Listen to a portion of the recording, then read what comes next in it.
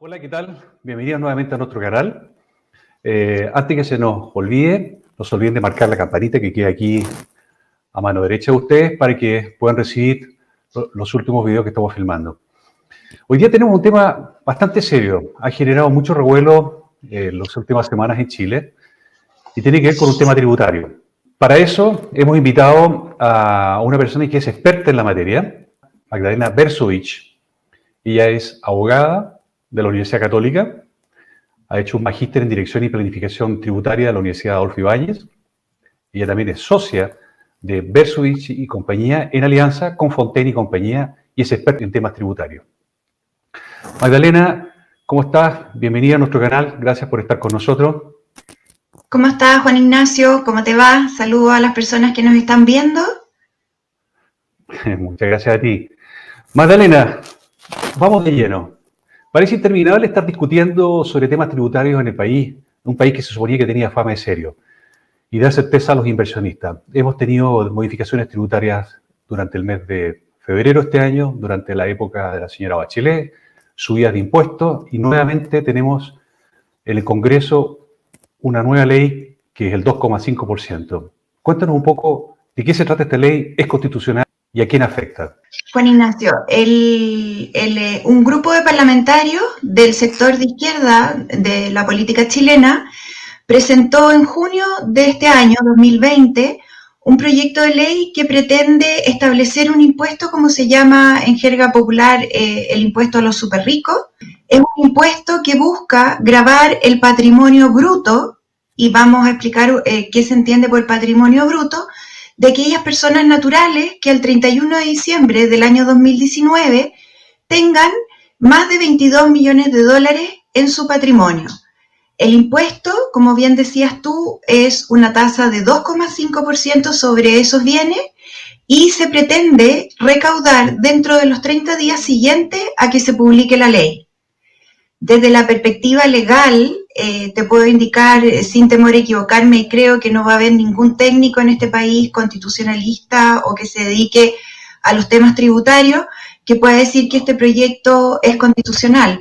Nuestra legislación obliga a que todos los temas que tienen que ver con impuestos estén establecidos en la ley, y esa ley tiene que haber tenido un origen en un mensaje de iniciativa exclusiva del presidente de la República. En este caso, como te comentaba, esa iniciativa exclusiva fue pasada a llevar por este grupo de parlamentarios y por la vía de una reforma constitucional buscan establecer este impuesto que no solamente en cuanto a su forma de presentación es contrario a nuestra legislación, sino que el proyecto en sí, en su contenido, también adolece de vicios bastante graves.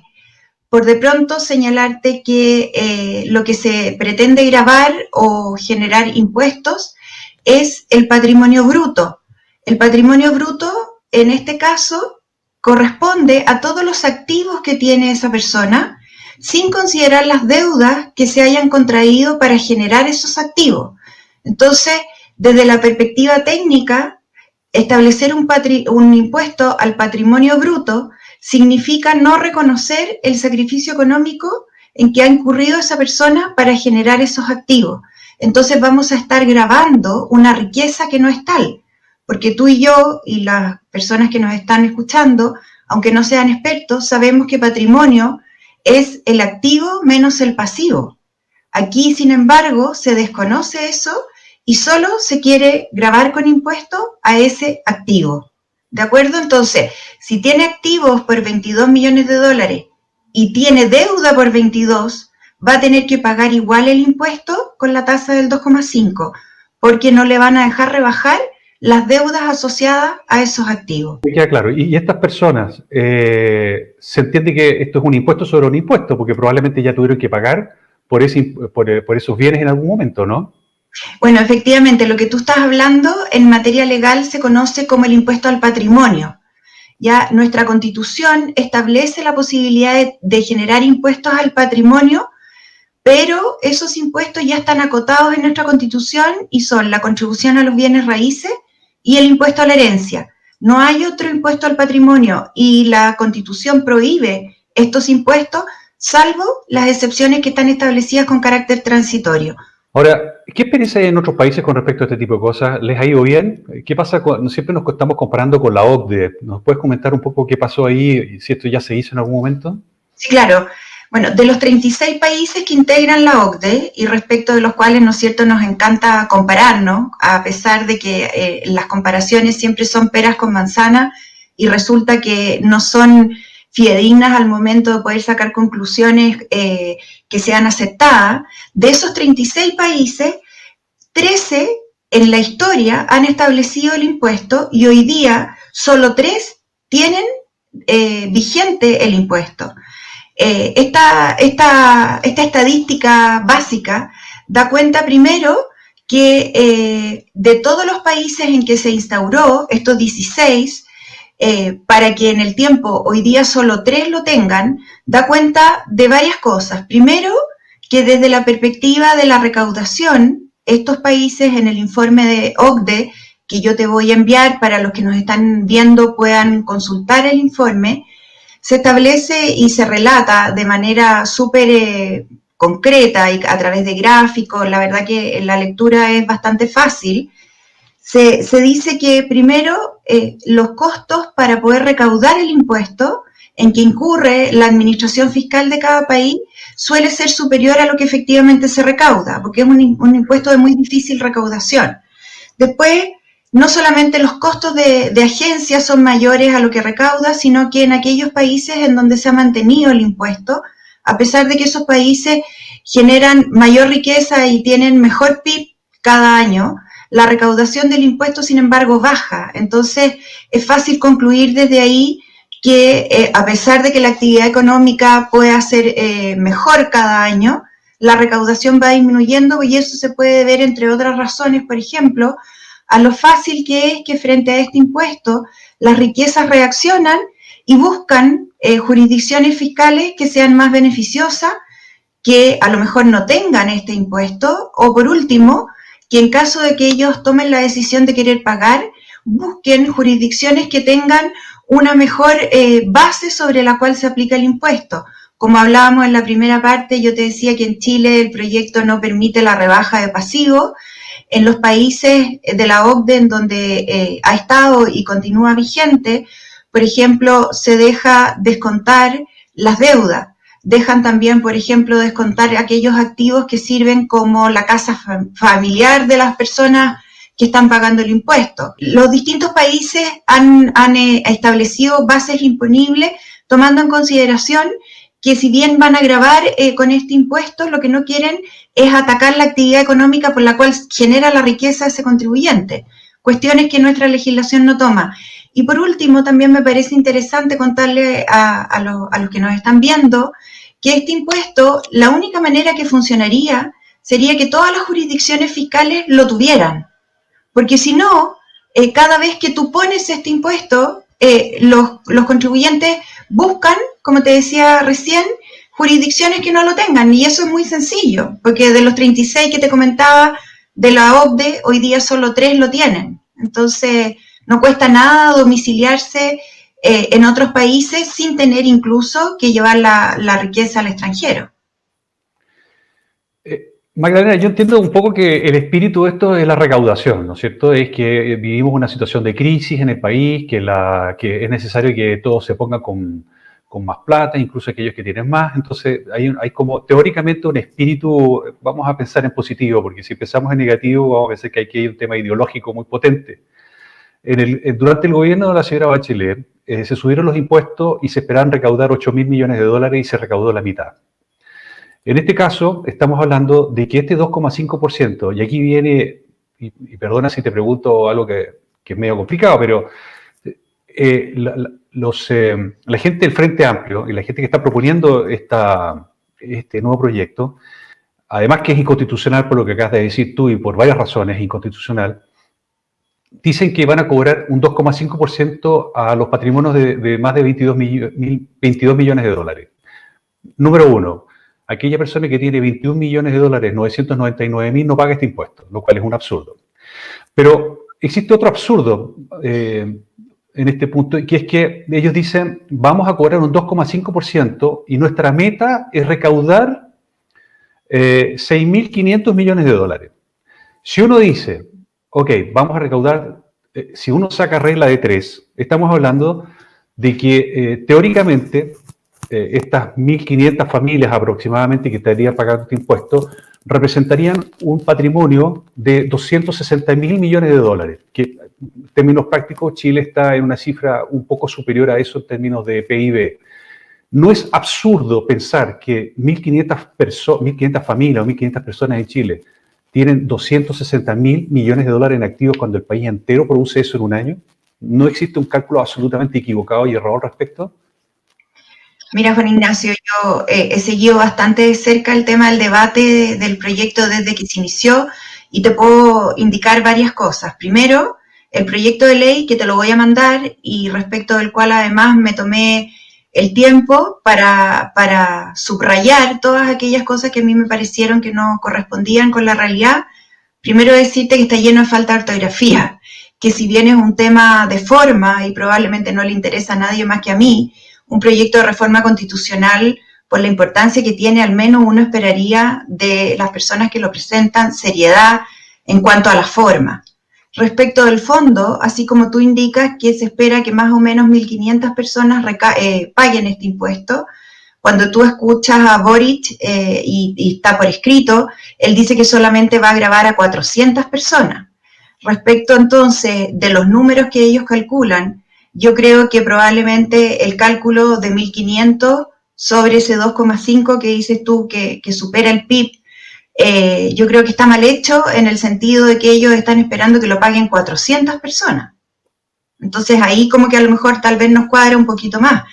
Realmente yo encuentro que es vergonzoso que se presente un proyecto de reforma constitucional con ese tipo de errores y horrores. A ver, perdona que te pregunte de nuevo un tema que parece como medio irracional. ¿Por qué 22,5 millones y no otra cifra? ¿Por qué no 21, 24, 23, 22? No sé. ¿Hay alguna racionalidad al respecto? Me encantaría poder responderte, la verdad es que no, porque yo de todo lo que revisé de los impuestos de los países que lo tienen y que lo tuvieron, no encontré este número de 22 millones. Había sobre 5, sobre 10, la verdad es que desconozco cuál fue la razón. Magdalena, este tema ha sido tocado en profundidad por una serie de medios de comunicación. Te he visto en la radio, ha aparecido el domingo, han aparecido incluso Ricardo Caballero hablando sobre este tema ayer, donde dijo textual: creo que esto es una terrible señal. ¿Qué piensas tú al respecto? ¿Por qué es una terrible y por qué es una señal que no es buena? A ver, me gustaría, antes, si me permites, indicarte, Juan Ignacio, que las razones que motivan a los parlamentarios a hacer esta presentación me parecen muy loables y desde la perspectiva, ¿no es cierto?, de ponernos de acuerdo. Yo creo que todos estamos de acuerdo en que el tema de la pandemia va a requerir y ha requerido muchos recursos.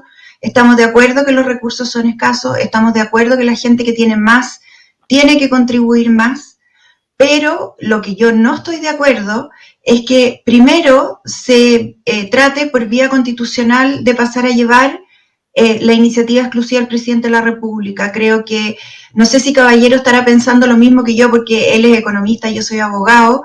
Para los que tenemos formación jurídica, no respetar la Constitución significa el principio del fin. Y no solamente este proyecto de los super ricos es como el primer espolonazo, ¿no es cierto?, a esta estructura que creo que de manera a lo mejor insuficiente y que podría corregirse, pero en general ha funcionado bien. Con la presentación del proyecto de retiro del 10% de las AFP, que también se hizo por la vía de una reforma constitucional buscando un resquicio porque no tenían cómo llegar sino a través de la iniciativa exclusiva del presidente, y yo asumo que el presidente Piñera no iba a estar dispuesto a hacer una presentación de esa naturaleza. Creo que se están aprovechando del pánico, no para buscar el bienestar de los ciudadanos, porque ellos tienen que tener claro que si bien este impuesto tal vez pueda recaudar algo de lo que ellos indican, creo que no se ha tomado en consideración los efectos negativos que esto va a tener, no solo desde la perspectiva jurídica y del preciosismo que buscamos aquellos que nos dedicamos a los temas legales, sino que también están pensando en el corto plazo, porque la recaudación que se espera, que debe además ser dentro de los 30 días siguientes a que se publique la ley, cuestión que es inédita en Chile, no ha existido nunca una obligación a los contribuyentes de pagar un impuesto respecto del cual ellos se levantaron el 1 de enero de ese año y no sabían que iban a tener que pagarlo, obligar a que se pague dentro de 30 días, además obligando al mismo Servicio de Impuestos Internos a ponerse en una situación de tener la capacidad técnica para hacerlo. Eso, a mi parecer, es bastante improbable que ocurra, y si ocurriera, el efecto, como te digo, inmediato puede ser positivo porque se puede recaudar. El punto es qué es lo que pasa después. Si bien este impuesto se supone que está establecido con un carácter transitorio por una única vez, ahí yo tengo dos cosas que decirte, y si somos rigurosos en el análisis, yo creo que primero tenemos que contarle un poquito a la gente que está escuchando que los impuestos de carácter transitorio en Chile nunca han tenido ese carácter, siempre terminan siendo de carácter permanente. Entonces, si efectivamente el impuesto se pudiera recaudar dentro de los 30 días siguientes a la publicación de la ley, de la reforma constitucional, tenemos primero el efecto inmediato que se va a producir, que es que en Chile los impuestos que se ponen como por una sola vez o de carácter transitorio terminan siendo siempre permanentes. Entonces, por ejemplo, recordemos para el terremoto del 2010, cuando recién asumió el presidente Piñera, se subió el impuesto de primera categoría para poder paliar los efectos que iba a producir, ¿no es cierto?, toda la reconstrucción. El impuesto de primera categoría, por supuesto, no bajó. Es más, hoy día en Chile tenemos una tasa del 27%, que es bastante alta en relación con los países que nos gusta compararnos, la OCDE. Y segundo efecto, y esto es lo que me parece más grave, y creo que vas a poder compartir conmigo, que este proyecto, que ya formaría parte de nuestra Constitución, yo creo que a los extranjeros que quieran venir a invertir en Chile les va a producir una alerta roja, y probablemente si tenían una buena imagen país, esto va a generar que la inversión extranjera probablemente no quiera venir a Chile, porque nosotros teníamos reglas claras y sabíamos, además, que si se producían cambios en materia de impuestos, estos tenían que ser por ley. Entonces, ¿cómo le explicas tú a un inversionista extranjero que esto ya no es así? Entonces, recaudación, a lo mejor tickets se pudieron financiar, los bonos y las cosas que se necesitaron para la pandemia, pero generamos un efecto país, y en esto sí es lo que yo creo que Caballero estaba pensando cuando expuso aquí en Chile. O sea, efectivamente, esto es una mala imagen país, no porque tengamos un impuesto solamente, sino que por la forma en que se generan esos hechos grabados. Creo que eso es súper relevante. Sí, Magdalena, mira, sobre ese tema que es interesante, si lo miramos desde un punto económico, Estados Unidos, lo primero que hizo Donald Trump cuando asumió su presidencia fue bajar los impuestos. Estaba dentro de la cota alta de los impuestos a nivel planetario, estaba sobre el 30%, y ahora está más bien cerca del 20%, un 21% me parece que es el impuesto que tiene Estados Unidos en este momento. y significó un impacto para la economía norteamericana que creó varios millones de empleos, al punto de que la cesantía que ellos tenían, que era bastante baja, del orden del 6 y algo por ciento, alcanzó a estar en enero de este año cerca del 3%. Es decir, de alguna forma confirmando lo que tú estás diciendo, Magdalena, que los impuestos en general son gravámenes que gravan y los flujos de capitales en el mundo no tienen límites, porque si tú te demoras 33 horas en llegar a Japón, las transferencias de dinero son segundos. Entonces, lo que va a pasar es que vamos a estar compitiendo con países que tienen impuestos más bajos. Tenemos una gran cantidad de empresarios y gente que se ha ido de Chile ya a causa de los impuestos que se incorporaron en el gobierno de Chile. Ha habido una gran cantidad de personas que han tenido que deshacerse de propiedades por el impuesto que hubo en febrero de este año. Pero aparte de eso, la pérdida, que mucha gente dice, bueno, ¿esto en qué forma me afecta? Esto afecta que los capitales, como tú decías, al irse del país, dejan de estar produciendo dentro del país. Son empresas que no se van a formar, son empresas que no van a llegar, la falta de seriedad de reglas que se cambian a última hora. Ahora, uno dirá, bueno, pero ¿y qué pasa con otros países? Tenemos el caso de Gerard Depardieu, ¿no es cierto?, que conversábamos en off, que me parece interesante que lo comentes, y otros personajes a nivel mundial que han hecho de que se cambien de países. Cuéntanos un poco sobre eso, qué es lo que en la práctica sucede, cómo le afecta a los países esto. Claro, bueno, el caso que comentas del famoso y tan talentoso actor, ¿no es cierto?, Gerard Depardieu, él tomó una decisión radical. Él decidió renunciar a la nacionalidad francesa única y exclusivamente en razón de este impuesto que está en Francia, y un poco trayendo esa experiencia tan radical, ¿no es cierto?, a nuestra realidad chilena. Yo te puedo contar que a partir de octubre del año pasado, a raíz del estallido social, muchos empresarios en Chile comenzaron el principio de su salida del país, tomando la decisión de no continuar con dar trabajo aquí en Chile. Entonces, y bueno, si a eso le sumas todo lo que ha ocurrido a partir de esta pandemia, tenemos a muchos empresarios hoy día, no por el tema del impuesto a los súper ricos, sino que en general por el ambiente que hay en el país, tratando de blindar sus patrimonios en caso de que esta cuestión se nos complique aún más. Entonces, frente a un impuesto de esta naturaleza, probablemente las grandes fortunas no van a tomar la decisión todos de renunciar a su domicilio en Chile y radicarse en el extranjero, pero sí yo creo que esto lo que genera es un mayor malestar, porque tú debes saber que en el estudio de la OCDE, que te comenté que la gente que nos está viendo va a poder revisarlo, se recomienda el impuesto al patrimonio solo en la medida que los países no tengan impuestos al patrimonio, como contribuciones de bienes raíces, como impuesto a la herencia. Nosotros somos un país que cumple esos requisitos. Tenemos los dos impuestos, y con la ley 21.210, que se publicó en febrero, como señalabas tú, en el gobierno de Sebastián Piñera, se estableció un impuesto mini a los súper ricos, que consiste en que los bienes raíces que tenga una persona natural al 31 de diciembre del 2019, que en su conjunto superen los 400 millones de pesos, van a pagar una sobrecuota de contribución. Entonces se buscó un mecanismo previendo que era necesario, ¿no es cierto?, allegar nuevos recursos para poder implementar políticas públicas.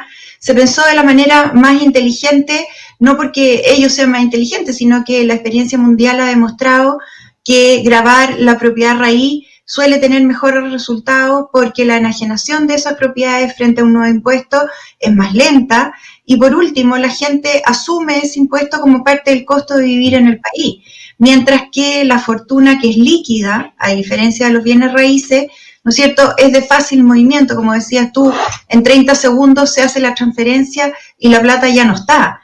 Entonces nosotros sí nos pusimos las pilas y generamos este impuesto al patrimonio para estas viviendas, y creo que con eso, y también en el gobierno de Michelle Bachelet, en la ley 20.780, se le dio la facilidad a aquellos domiciliados y residentes en Chile que tenían dineros en el extranjero o propiedades, activos, que no estaban declarados frente a la administración fiscal, se les dio la opción de poder ponerse al día, declarar esos activos, pagar un 8% como un impuesto por única vez, y con eso blanquearon su situación y a partir del año siguiente empezaron a pagar impuestos sobre esa riqueza, que también es una forma de establecer un impuesto al patrimonio, si tú quieres. Entonces, de alguna manera, Chile ya estaba, a lo mejor de manera incipiente, poniéndose al día con estos impuestos al patrimonio y grabando la riqueza. Entonces, no se entiende desde la perspectiva técnica, yo lo entiendo desde la perspectiva política y desde, ¿no es cierto?, la galería vociferante que quiere que los ricos le den a los pobres y que, ¿no es cierto?, revivamos a Robin Hood, ojalá todos los días. Pero siento que desde la perspectiva técnica de la OCDE estábamos nosotros cumplidos, desde la perspectiva de nuestros impuestos estábamos cumplidos, y por lo tanto, de verdad que fuera de los argumentos que te estoy dando, no entiendo cuál es la razón de fondo que hay aquí, si es destruir el sistema y a lo mejor ni siquiera cumplir las expectativas de generar mayores recursos, sino que erosionar la institucionalidad. El crecimiento de los países, porque uno de repente dice, ya, pues, ¿sabes qué más? Estás viendo puros problemas en esto. ¿Cuál es la solución? ¿Cómo solucionamos el problema? A mí me puedo entender, la mejor forma de administrar una empresa, hay dos formas de administrar una empresa. Una es bajando los costos cuando hay problemas o aumentando las ventas. Lo que nosotros estamos haciendo aquí, ya lo has descrito de forma bien precisa, o le estamos metiendo el palo a la rueda de la bicicleta, haciendo que la economía funcione más lento, espantando las inversiones que están aquí en Chile, espantando las eventuales inversiones que podrían llegar. Y cómo enfrentarnos a la situación de crisis económica pongámonos todos de acuerdo y hagamos crecer el país. Pocas personas entienden que un punto de crecimiento en la economía del país representan 800 millones de dólares adicionales para el erario, para el fisco. Si nosotros somos capaces de hacer que el país, en vez de estar creciendo un mediocre 1% o 2%, que fue en los últimos años, a subirlos al 3 o al 4%, vamos a generar un círculo virtuoso y vamos a permitir que el fisco tenga más recursos con los mismos impuestos que hoy día existen, sin necesidad de subirlos. O sea, la base tributaria, ¿no es cierto?, se mantiene, pero la recaudación aumenta. Ahora, yo sé que y te escuchaba en algunos reportajes hablando de otras formas de optimizar los recursos fiscales. Cuéntanos qué otras cosas se te ocurren a ti para optimizar los recursos fiscales y aumentar los ingresos, para no decir todo lo que está haciéndose está mal, porque también la idea es buscar soluciones. Sí, bueno, sabemos tú y yo, ¿no es cierto?, que destruir es más fácil que construir, así que primero tenemos que ponernos todos de acuerdo qué es lo que queremos. ¿Queremos efectivamente, ¿no es cierto?, entregar más recursos al Estado? Eso es lo primero que tenemos que ponernos de acuerdo. Y yo no sé, no estoy tan segura en la respuesta. ¿Por qué te digo eso? Porque desde la perspectiva y siguiendo la línea de argumentación que hacías tú, ¿no es cierto?, haciendo el símil con la empresa, bueno, ¿cómo produzco más? ¿Bajo los gastos ¿no es cierto?, o cómo aumento los ingresos? Primero, nuestro Estado es un Estado ineficiente y hay una gran cantidad de recursos hoy día que se invierten en programas sociales, ONG, que perfectamente podrían tener un financiamiento privado y no tienen por qué salir del Estado. Eso como una primera cosa.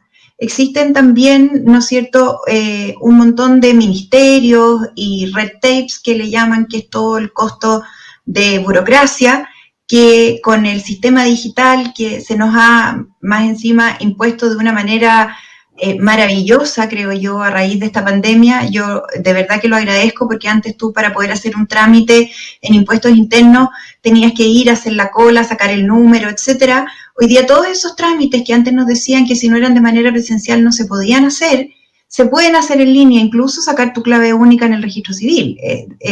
Francamente, no se comprende cómo hoy día podemos hacer todo por vía digital, y hace un par de meses, 3, 4 meses, nos decían que eso era inviable. Entonces, ahí tienes una cantidad de funcionarios públicos calentando asientos, no por culpa de ellos, sino que porque el sistema generó esa cantidad de pega que a mí me parece que es re fácil recortar, ¿no es cierto? Hay que pasar una tijera de todas maneras y creo que es bastante claro dónde hay que pasarla. Eso por la vía de los gastos, que me parece que recortando por ahí vamos a tener ingresos disponibles que van a permitir, ¿no es cierto?, generar una mayor actividad. Después tenemos una segunda idea, que es que existe en Chile todavía, lamentablemente, cifras importantes de evasión en IVA y evasión en renta. En agosto de este año se implementó la boleta electrónica, que durante la discusión de su implementación en la ley de Sebastián Piñera de modernización tributaria, se cuestionó bastante a la autoridad del Ministerio de Hacienda por las expectativas que había de recaudar, pero en cualquiera de los números, la recaudación que se va a permitir va a ser mucho mejor de la que existe hoy día. Entonces, también ahí tienes una herramienta tecnológica que permite ir a buscar, ¿no es cierto?, aquellas evasiones y elusiones tributarias que por cada punto de IVA que se deja de recaudar, la maximización de esos recursos resulta ser muy interesante.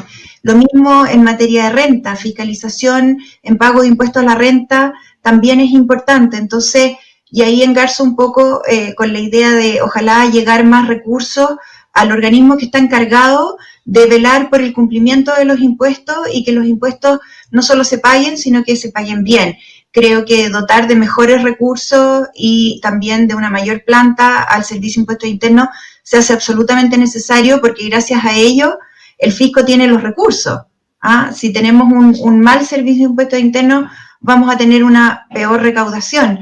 Te quisiera mencionar que en épocas normales el Servicio de Impuestos Internos funciona bastante a tope, en el sentido de que está bastante bien estructurado el trabajo que ellos hacen.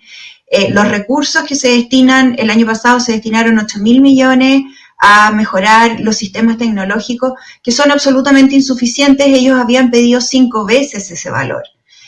Si tú le sumas además toda la carga administrativa que se les ha entregado a raíz de las leyes y beneficios que el Ejecutivo ha establecido para pasar los efectos del COVID-19, tienes una institución no solo absolutamente sobrecargada, sino que además se va a generar una imagen pública muy mala, en circunstancia que es uno de los mejores servicios públicos que tenemos reconocidos a nivel nacional y a nivel mundial.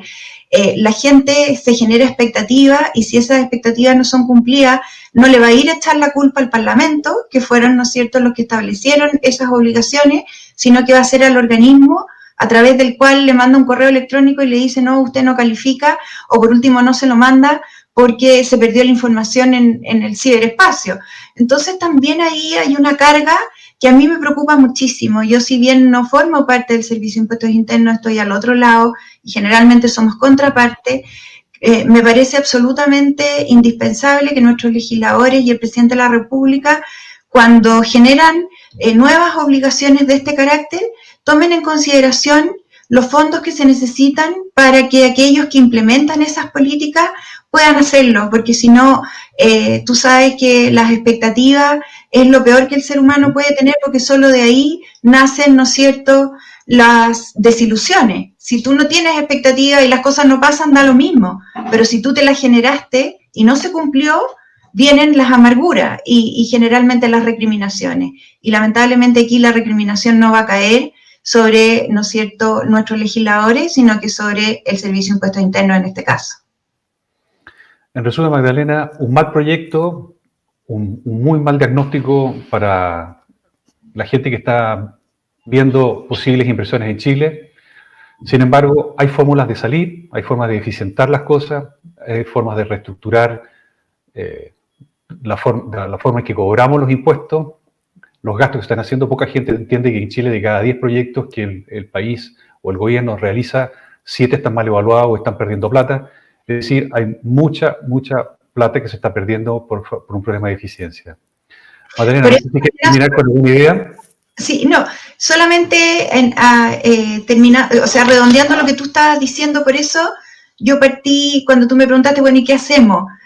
Por eso yo te decía, yo no estoy tan segura que subir la carga tributaria sea una solución. Es más, creo que va a producir el efecto contrario. Yo aprendí en mi curso de finanzas, cuando estudié impuestos, y no se me olvidó nunca, que los impuestos son las transacciones que se dejan de realizar en el mercado, ¿no es cierto? Y por lo tanto, si se dejan de realizar en el mercado, esa plata ya no está dando vuelta y pasa a la administración. Y te voy a mandar una lámina que le pedí a un dibujante que me ayudara con la idea para graficar que cuando las personas pagan impuestos, si pagan con un fajo de billetes que tiene, no sé, 1000 billetes, los billetes van cayendo en la calle a medida que van llegando, ¿no es cierto?, a la tesorería, que es el organismo que cobra, y después cuando llega efectivamente a las obras sociales, a la construcción de viviendas, de hospitales, etcétera, van quedando todos los billetes en el camino. Entonces, yo creo que lo que tenemos que hacer es ser más eficientes en la administración de los recursos y no estresar